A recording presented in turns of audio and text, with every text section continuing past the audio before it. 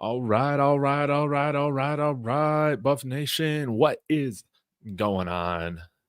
Happy Monday. Hope you guys are having a great start to your week. We finally got some of that snow melting out here, which is great. And as I'm on my lunch break, thought I'd hop on here.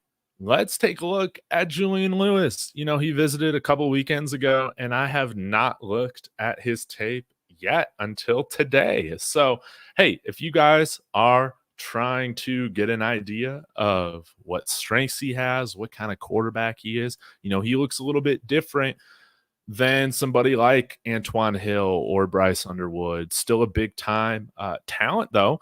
And I saw yesterday that he had his car stolen with his visit to Georgia. So, man, forget about Georgia. You can't have your truck stolen in Georgia and then go to the school, right? I mean, come out here, not nearly as many car thefts in Boulder, but I mean, you're hearing from a guy in Denver, man, who had his car stolen and driven through two different dispensaries and smash and grab robberies a few years ago. But that was during COVID. All that is kind of subsided. So, hey, but Zion, hope you're doing well. K Vizzy, good to see you guys. And yeah, I guess before I share my screen, I'll say what Zion's saying. He's saying he's a better prospect than Bryce Underwood because of the competition he plays in Georgia. Yes, big time football player. But let's go ahead and get into it. Let me share my screen. I will read to you his scouting report from Andrew Ivins from 24/7 a little while back. And as I'm pulling this up, it's probably good to remind y'all, if you don't know this about Julian Lewis, is that he originally was a 2026 class quarterback and he is reclassified for 2025. So 5-star guy, considered, the top guy in his class, but now he's skipping grades. So not only is he very good quarterback, he's also very smart. Okay. So let me go ahead and pull this back. You guys can see this okay, right? No?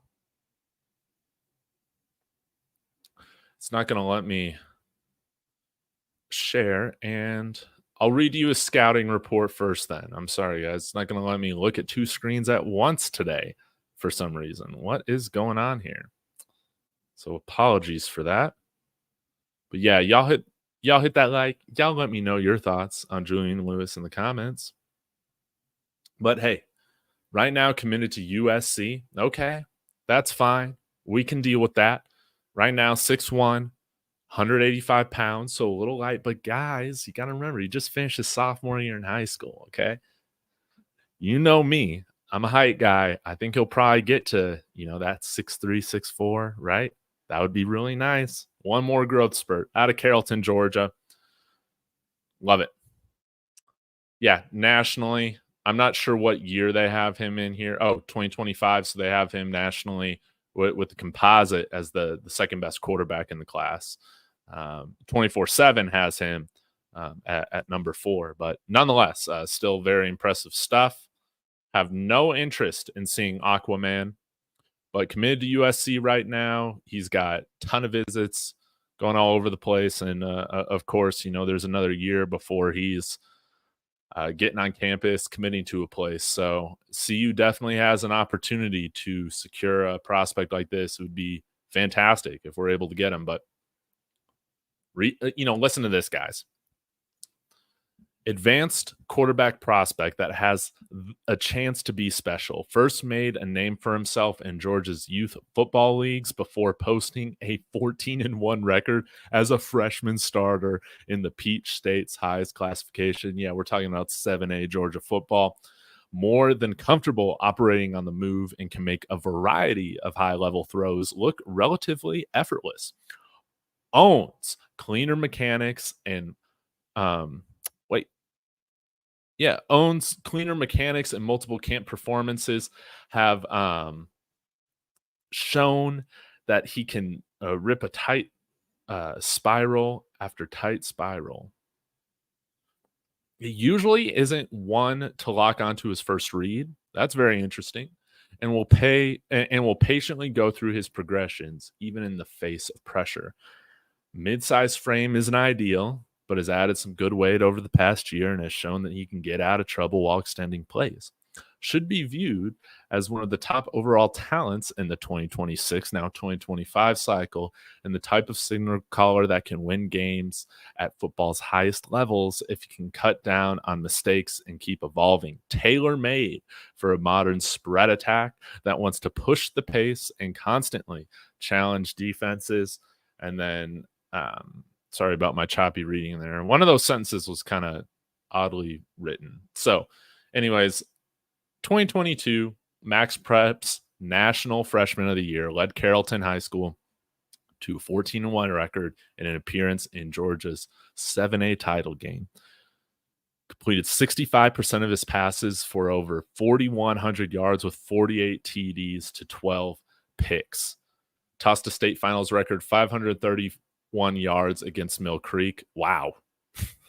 Earned Region Offensive Player of the Year honors. And then this past year, Max Prep's National Sophomore of the Year, finalist for Gatorade National Player of the Year award, Region Offensive Player of the Year for the second consecutive year, went 11-2 as a starter, helping Carrollton reach Georgia's 7A quarterfinals.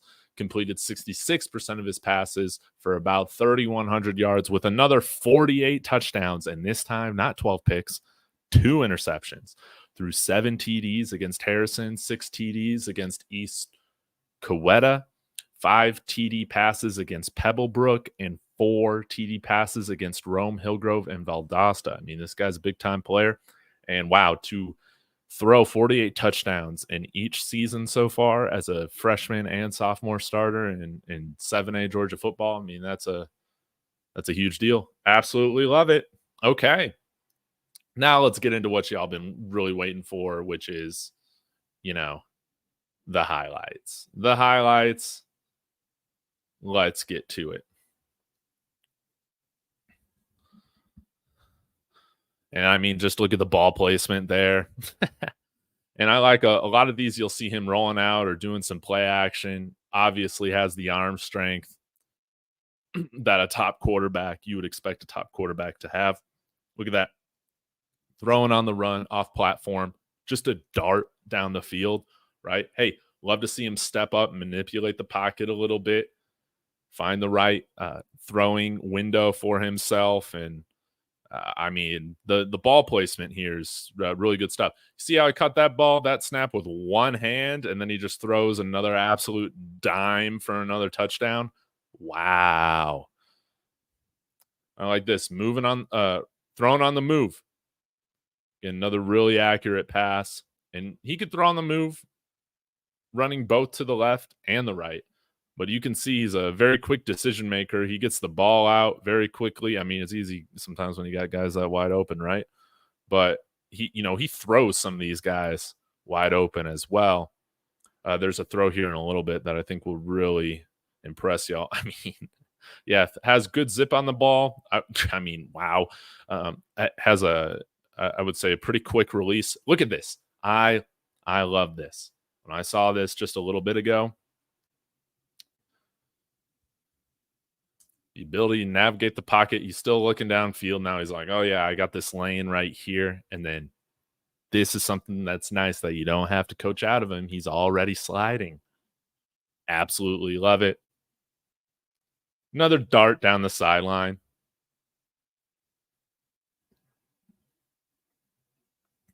Catches another bad snap with one hand. Doesn't panic. He understands he's got a guy wide open on the sideline. That was really nice. Then I really like this throw right here. Understands where he has leverage, and I mean, just throws it only to where his wide receiver can get it. Throws him open, essentially. Then you see him rolling out to the left here, throwing off platform on the run at the sticks, first down. Love it.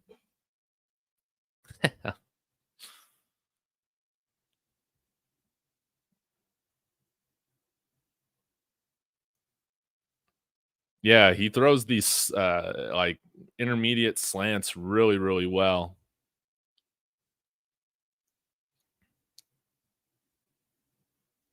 But man, yeah, I wonder if he could be, a starter day one if he's here in Boulder. Maybe if he were to commit and come in January, maybe that could be something that would be possible. And then, man, this is one of the best throws that I saw from him just a little bit ago. I mean, understands very quickly that he's got man coverage here, and I mean, just throws a dart, just another dart. And I was really impressed with how quickly he made that read.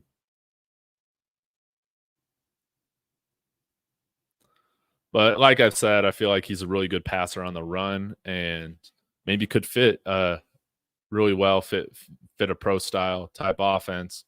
We'll see what Pat Shermer if he sticks around after Shador's gone or not. But he's got great poise, calm under pressure,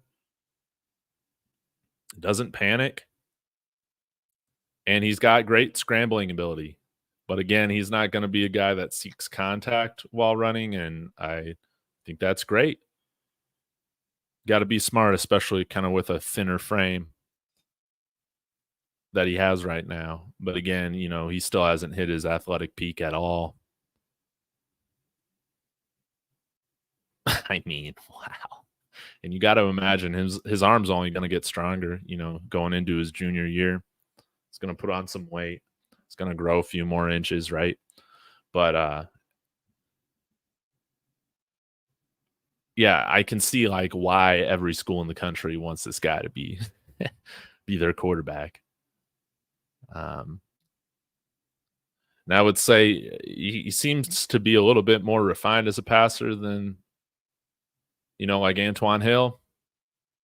But Antoine Hill is just an athletic monster. But I would say that, hey, once you decommit, we're kind of done with you.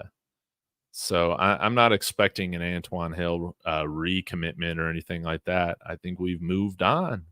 We've moved on to somebody who's not going to play us like that. Decommit, recommit, decommit, all that. But man, I would love to get a guy like Julian Lewis here, especially from a school like USC. And they got Miller Moss. They might not necessarily need a quarterback, for the next couple of years. Whereas coming to CU compared to USC would give him a chance to play a little bit earlier. And I mean, that's all guys want is to play a little bit earlier. You only have a finite time to play football. I mean, look at this. Kind of reminds me of Patrick Mahomes. Beautiful.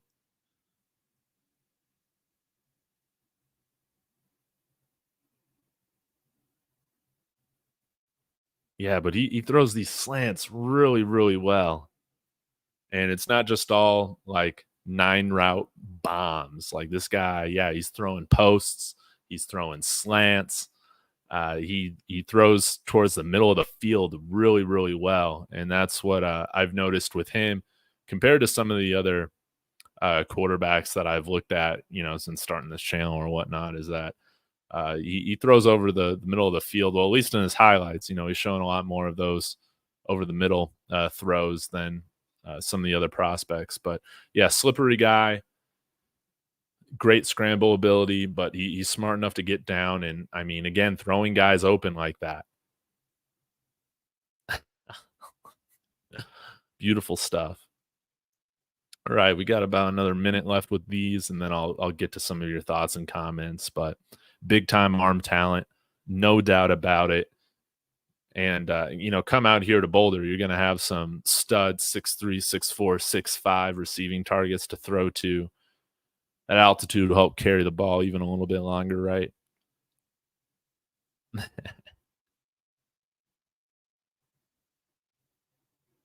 But I hope he enjoyed his visit here. I mean, surely he did. Nice little pump fake, and then again, he's just very poised. He doesn't have happy feet or anything like that. He'll sit back there confident, calm, cool, collected. Nice little pump fake.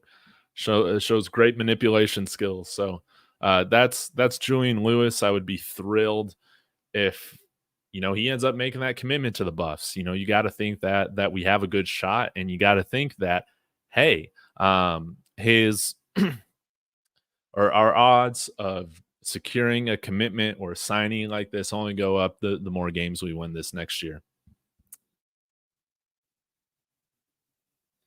All right, I'll get to some of your comments, and then I got to get out of here. Yeah, Dex. Exactly. I think he's going to flip to CU. They stole his car while he was on a visit there. Terrible, terrible, terrible, terrible. Shirley, how you doing? Okay, Vizzy, I know Shador's not 6'4". It kills me, right? But 6'2". He meets that threshold at the bottom of you got to be at least as tall as me to play quarterback, ideally, right? But especially at 6'1", that obviously can win Heismans and stuff like that, such as Caleb Williams, guys shorter than that. Baker Mayfield, right? He won a Heisman. Kyler Murray, all those guys. But life is just easier, man, when you're just a little bit taller.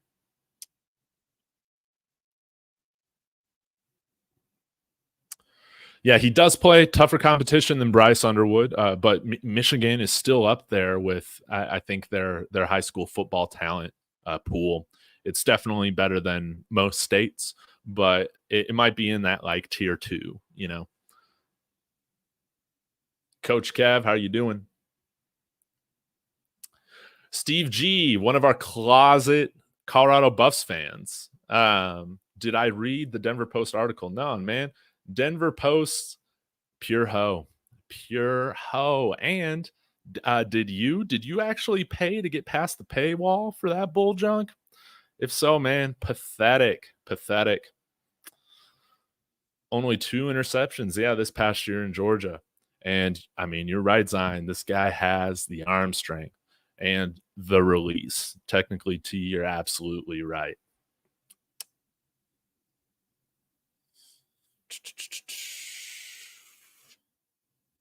see what else we got here.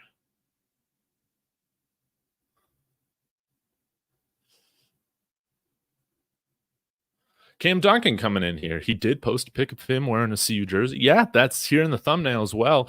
He didn't do that for a lot of the schools he visited. Yeah, that's interesting. Tremaine, hope you're doing well. And Zion coming in here. Yes, Jordan Seaton and Shador Sanders were there on that visit as well. I mean, that they had dinner, right? Pretty cool. Shador, will Shador be the number 1 overall draft pick this year in 2025? Man, I sure hope so. I would love it. I think he definitely has the opportunity to. I think some people are kind of sleeping on a guy like Carson Beck being up there in contention as well. But I mean, he played very, very well this past year, and we'll see. I mean, a lot of their skill position players, are off to the NFL this year, much like some of the other college football playoff finalists. But I mean, they got those layers, right? So I'm sure they have other wide receivers and tight ends that are ready to step up and put up some big time numbers. But yeah, Carson Beck's another guy that I could see there in contention. Will Quinn Ewers kind of work his way up in being in that number 1 quarterback conversation? I'm not sure. I don't think he has the best arm, but we've seen guys previously, such as Jared Goff get drafted number 1 overall. I don't think Alex Smith had the best arm either, if I remember correctly. He was a number 1 pick. So anything's possible, but I think Shador definitely should be in contention.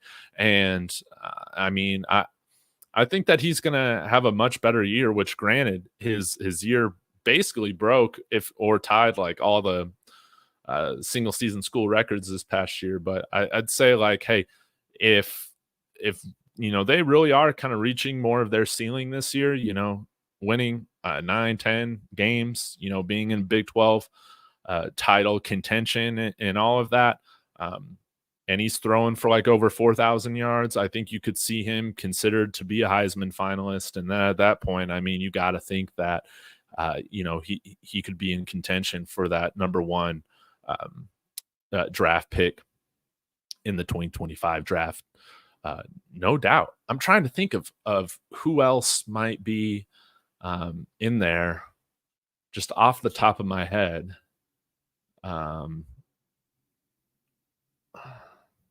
Like maybe Cam Ward, if he has like a really, really good year at Miami. He's a guy that I think has a lot of talent, but might not be like as refined as some of those other guys that I mentioned. But yeah, he's another guy that I feel like people should keep their eye on for their performance this year.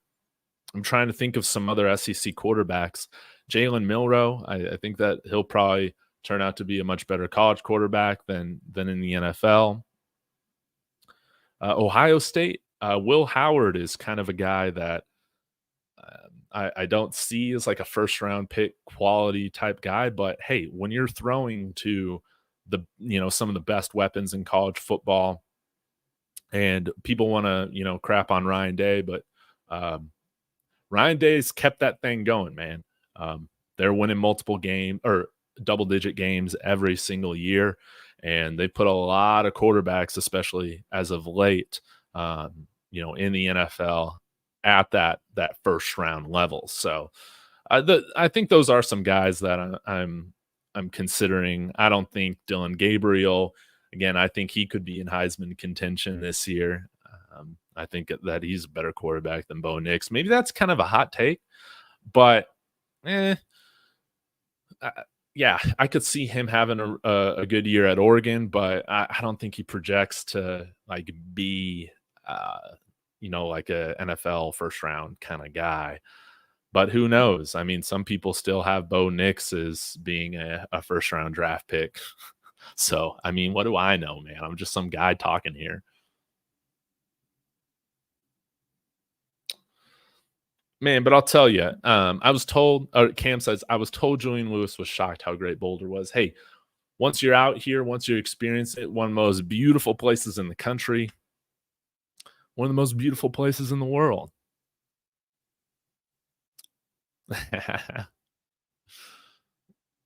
Jonas.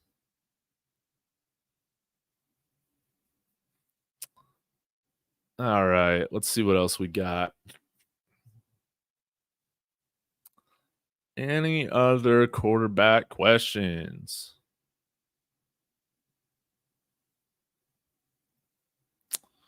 Oh, this is an interesting question. Beats by BNS. How do you feel about adding a running back in the room for depth purposes? Yes. I feel like if we compare the running back room to the wide receiver room, we kind of have some of those layers, right? Where if we deal with some injuries, we still got guys that are big time athletes that I think can still make big time plays. They're big time playmakers, right?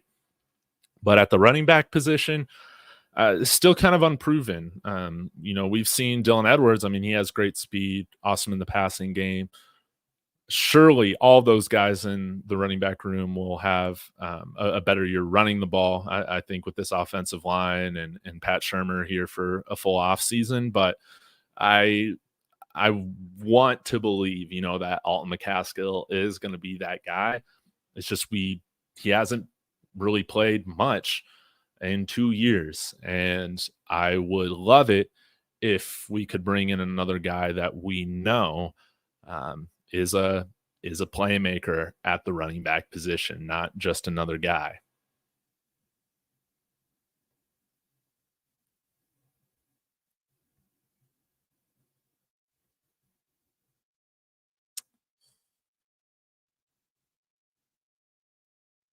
All right, guys. I think I'm going to get out of here, but hopefully you enjoyed checking out Julian Lewis's film and highlights with me. Again, I think he's a very interesting prospect, and obviously you got to be very, very bright to, hey, be skipping some grades, to be reclassifying. You got to have great work ethic, and the fact that he's thrown almost 100 touchdowns, 96 touchdowns in his first 2 years of Georgia 7A football. That's something that definitely should get everybody's attention across the country, especially at the Power 4 level. So y'all let me know your thoughts on him in the comments, as well as anything else. Appreciate you guys checking in. Please hit that like on the way out. And as always, everybody, let's go Buffs.